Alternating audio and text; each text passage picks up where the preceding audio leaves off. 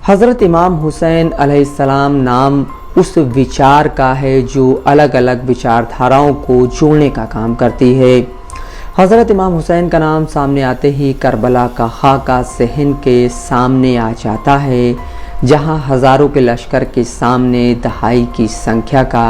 एक दल जिसमें हज़रत इमाम हुसैन और उनके परिवार के ज़्यादा से ज़्यादा लोग शामिल थे। बाकी तादाद उन लोगों की थी जो आपसे बेपनाह प्रेम करते थे और कुछ वो थे जो आपके विचारों से प्रभावित होकर आपके साथ शामिल हो गए। उनमें एक नाम जो ख़ास तौर पर सामने आता है वो नाम हज़रत ज़ुहैर इब्ने कैन का है। ज़ुहैर का कुछ बातों में हज़रत मौला अली अलैहिस्सलाम से विरोधाभास था, लेकिन करबला की जंग में उनका हज़रत इमाम हुसैन की ओर से शामिल होना और अपनी जान भी उनके लिए समर्पित कर देना उल्लेखनीय है। इस्लाम धर्म को मानने वाले कुछ धूर्त प्रकार के दरबारी लेखकों ने करबला की त्रासदी को दो शहजादों की लड़ाई बताते हुए मानवता की रक्षा के लिए चलाए गए आंदोलन का उपहास उड़ाने का काम किया है। करबला दरअसल एक आंदोलन का नाम है जिसने इस्लाम में छुपे आतंकी वायरस को दुनिया के सामने लाने का काम किया है। खुद को मुसलमान कहने वाला और मुसलमानों का खलीफा कहलाने वाला यजीद, जो मुआविया का पुत्र था, उसे आज भी एक ख़ास वर्ग के मुल्लाओं द्वारा मुसलमान मानते हुए जन्नती कहा जाता है, और यही कारण है जो दुनिया भर में आतंकवाद को प्रेरित करता है। हज़रत इमाम हुसैन अलैहिस्सलाम ने उस वक्त ही उस बहुत बड़े संकट को चिन्हित कर दिया था और उस आतंकी विचारधारा जिसका पालन पोषण मुआविया के पुत्र यजीद द्वारा किया जा रहा था, उस विचारधारा के खिलाफ आवाज़ बुलंद कर दी थी, जिसके चलते यजीद को उसकी सत्ता हाथ से फिसलती महसूस हुई और उसके द्वारा एक सुनियोजित षड्यंत्र के साथ हज़रत इमाम हुसैन अलैहिस्सलाम, उनके परिवार वालों और सभी पुरुष जो आतंकवाद के खिलाफ उस जंग में शामिल थे, कत्ल करवा दिया और अपनी सत्ता को सुरक्षित जानकर भोग विलास और अत्याचार का शासन शुरू कर दिया। हज़रत इमाम हुसैन अलैहिस्सलाम ने जब इस मुहिम को शुरू किया तो आपके साथ कुछ ऐसे लोग भी शामिल हो गए जो इस्लाम की मूल शिक्षाओं के विपरीत अपने धार्मिक कर्मकांडों में यकीन करते थे।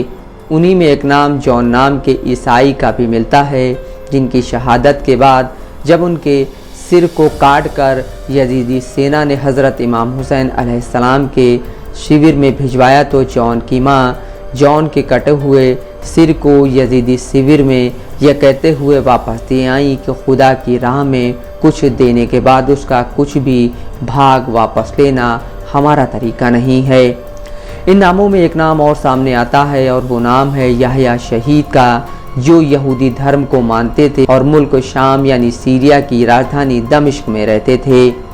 जब यजीदी सेना इमाम हुसैन अलैहिस्सलाम के कटे हुए सिर को लेकर राजधानी में दाखिल हो रही थी तो इमाम हुसैन अलैहिस्सलाम के प्रेम और उनकी मज़लूमियत से प्रभावित हो याह्या शहीद ने अकेले ही हज़ारों की यजीदी फ़ौज पर हमला कर दिया, जिसके नतीजे में आतंकी यजीद के कई समर्थक इस संसार से परलोक के लिए कूच कर गए और याह्या भी जंग करते हुए वीरगति को प्राप्त हो गए। हज़रत इमाम हुसैन अलैहिस्सलाम की शहादत के बाद लोगों के अंदर चेतना पैदा हुई और आतंकी अताताई यजीद के खिलाफ एक बड़ा आंदोलन खड़ा हो गया और लोगों के अंदर इमाम हुसैन अलैहिस्सलाम का बदला लेने की भावना जागृत हुई और उनके द्वारा यजीदी सेना से युद्ध किया गया। उनमें से जो नाम सामने आए उनमें बहुत सारे भारतीय मूल के दत्त हुसैनी ब्राह्मण भी थे, जिन्होंने हज़रत इमाम हुसैन अलैहिस्सलाम की शहादत के बाद उनकी शहादत का बदला लेने वाली सैन्य कार्रवाई में सहयोग किया।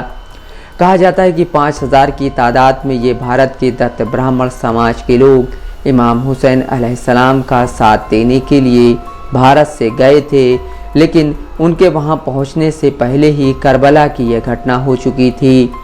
इन लोगों ने बदला लेने वाले दल में शामिल होकर अद्भुत पराक्रम का प्रदर्शन किया और आज भी उनके वंशज हुसैनी ब्राह्मण कहलाते हैं और वो लोग हज़रत इमाम हुसैन अलैहिस्सलाम को भगवान की तरह पूजते हैं। हज़रत इमाम हुसैन अलैहिस्सलाम को इंसानियत का देवता इसी समाज के द्वारा कहा जाता है। हज़रत इमाम हुसैन अलैहिस्सलाम का व्यक्तित्व इतना प्रभावशाली था कि विपरीत विचारों के लोग भी उनसे प्रभावित हुए बिना नहीं रह पाते थे और उनके साथी बन जाते थे। हुर इब्ने रियाही भी ऐसा नाम है जिसने अंत समय में इमाम हुसैन अलैहिस्सलाम की ओर से अपने ही सेना के साथ युद्ध करते हुए अपनी शहादत पेश की। दरअसल तत्कालीन आतंकी यजीद के आतंकी कृत्यों के विरोध में सर्वधर्म के लोग एकजुट होकर इमाम हुसैन अलैहिस्सलाम के नेतृत्व में लड़े और शहादतें पाईं। आतंक के खिलाफ सभी धर्मों के लोग जिस व्यक्तित्व के अधीन होकर लड़े उसे इमाम हुसैन कहा जाता है और जुल्म के खिलाफ आवाज़ उठाने वाली उस जगह का नाम करबला है। पीर सूफी संत सैयद खालिद नकवी अल हुसैनी, दस्तक लाइव न्यूज़।